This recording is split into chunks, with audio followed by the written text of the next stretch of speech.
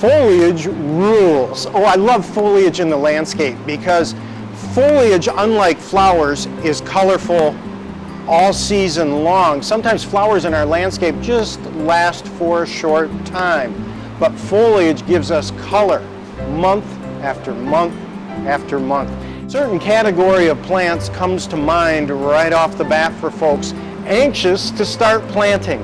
As a matter of fact, I call it basil instinct, that we steer towards herbs like this sweet basil. Oh, I just love the smell of basil. And by the way, I can't back this up with scientific evidence, but I believe that if you plant basil around the base of tomato plants, tomatoes just taste better. Make sure the containers you pick are big enough. Remember, if we're planting, for example, tomatoes with some herbs around the perimeter, we need room for those roots to grow, and we need the soil to be able to hold moisture. And with herbs, tomatoes, and many of these foliage plants, we need sunshine. Let's pick a good sunny spot, and then let's make sure to use a good quality soil. Now, I have Morgan Composting Pro Vegetable 301 here. Sunshine is the key.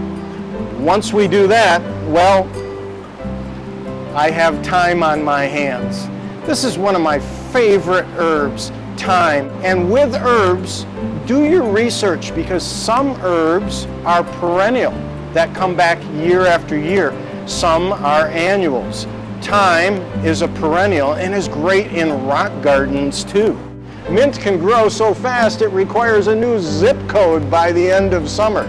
So they're best planted in containers, not in the ground. Another perennial favorite of mine is oregano. Oregano is, of course, so aromatic, but in addition to that, is great in containers, as a trailer over the side, or planted in the ground, once again, as a perennial ground cover. Now, we mentioned basil and basil instinct, and of course, lemon basil. This is one you've got to have.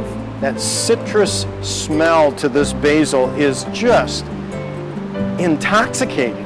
Now, also, when we talk about herbs, I often question, what's the deal with cilantro? Why is it that this is such a polarizing herb? You either love it or you hate it.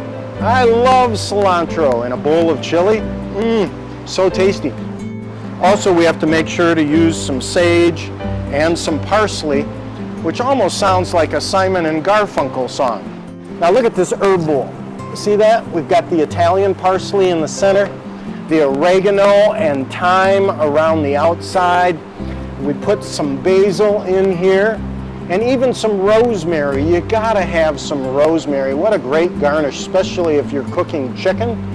Love rosemary, and love that kind of pungent, strong scent that rosemary has.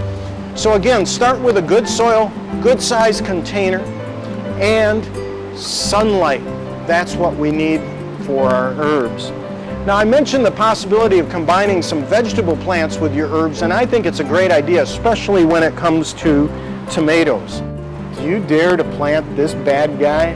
Oh, this is a hot item right now. Ghost peppers, 3 times hotter than a habanero. You can look at these different varieties of tomatoes that are available, including heirloom tomatoes, which many people feel have better taste. I love grape tomatoes, or the variety Carnival. These names are colorful, the tags are colorful, but probably the most important thing for you to do is to look at the back of the tag. We look to see whether the tomato is determinate or indeterminate. Determinate or semi-determinate tomatoes may be the best tomato to set in the container. When we plant it in our pot or in our soil, we're going to plant it this deep, not this deep, this deep. And the roots are going to grow out of this stem, because tomatoes need a lot of water in summer, and you're going to want this tomato to be well rooted. It's called deep planting. I'm hoping this was vegecational for you. Have a great day. Thank you very much.